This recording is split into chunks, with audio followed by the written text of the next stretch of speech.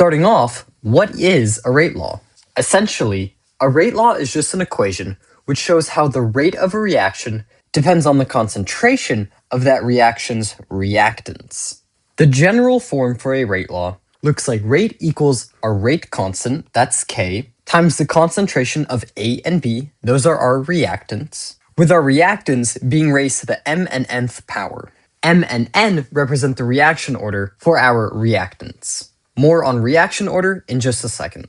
And so as you can see by this equation, the rate of our reaction is really just going to depend on the concentration of our different reactants, on the concentration of A and B, because everything else for the equation is held constant. Our reaction order doesn't change depending on the concentration of our reactants, and our rate constant, well, it's got constant in the name, that's not going to be changing either. Now, what exactly is a reaction order? Pretty much, the reaction order is telling us how much the rate changes of our reaction when we change the concentration of a reactant. For example, let's say that the reactant A is first order. If our reactant is in the first order, then if we double the concentration of the reactant, then our rate will also double. Why? Because 2 raised to the 1 equals 2. Now, let's imagine that our reactant A is second order, denoted by this 2 over here. If we now take the concentration of reactant A and we double that, then how is our rate going to change? Well, 2 raised to the second order equals 4, because that's 2 squared. So our rate is going to quadruple. Now let's imagine again that our reactant A is second order, but that we're taking the concentration of A and we are tripling it. How will the rate change? Well, if we take 3 and we square it, we get 9. So our rate is going to multiply by a factor of 9, even though we've only tripled our reactant. And so that's pretty straightforward. That's why you have to know your reaction orders. Now that we know what reaction orders are, how do we write a rate law? Well, starting off, we're going to have a reaction to write the rate law for. Let's say that we have the following equation for our reaction. Well, to write the rate law, we can kind of start with our skeleton equation.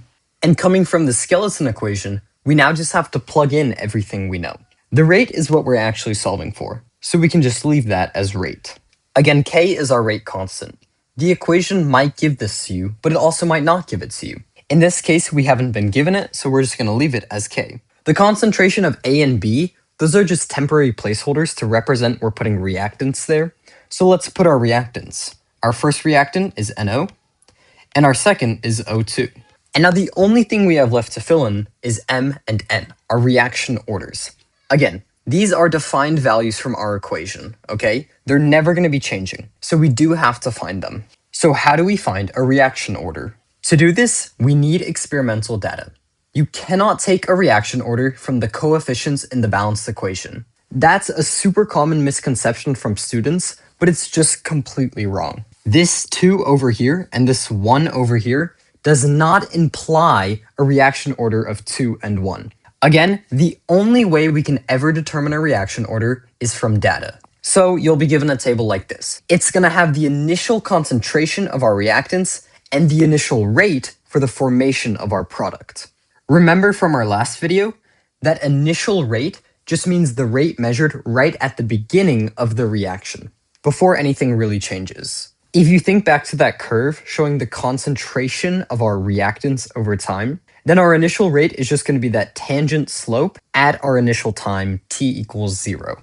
All right, but so we're given a table like this. Additionally, sometimes they might not even give you a table, but they'll give you a graph showing the initial rate depending on the concentration of a reactant. That's fine. You can just pick off a couple points from this graph and make your own table. But so here we're given this table. How do I use this to then find the reaction order of our reactants? To do this, we use something called the method of initial rates.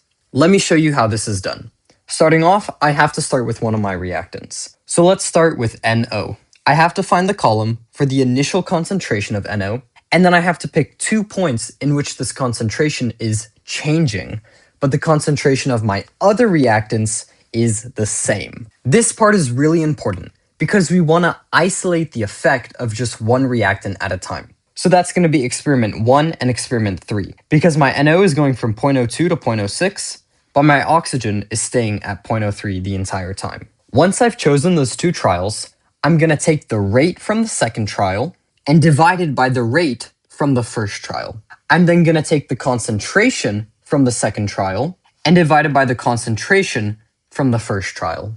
Once I've done that, I'm going to take my right side, my concentration side, and raise it to x. That's going to stay as a variable because this x is the reaction order that we're trying to find. And so the setup is going to look like this. Just keep this in mind while I show you the following.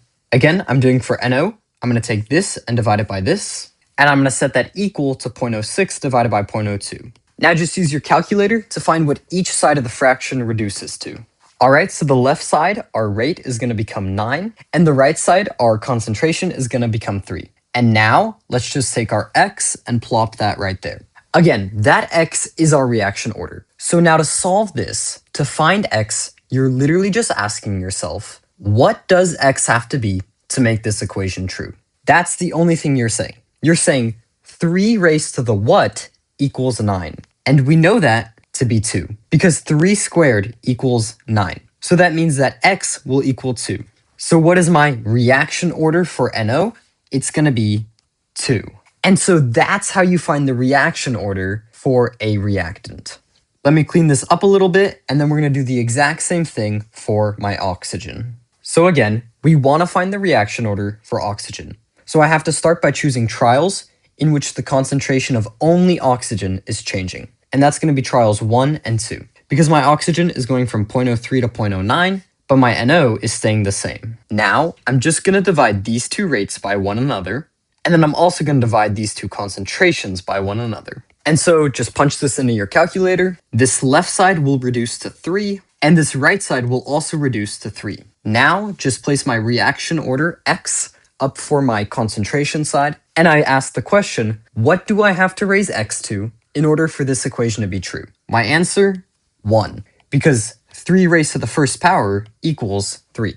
So the reaction order for my oxygen reactant is going to be 1. And this right here is the full rate law for our given equation. And also, if it's going to ask you to solve for K after this, again, you're just going to be using your table. You have a rate over here, you have your 2 different concentrations over here, and you found your reaction orders.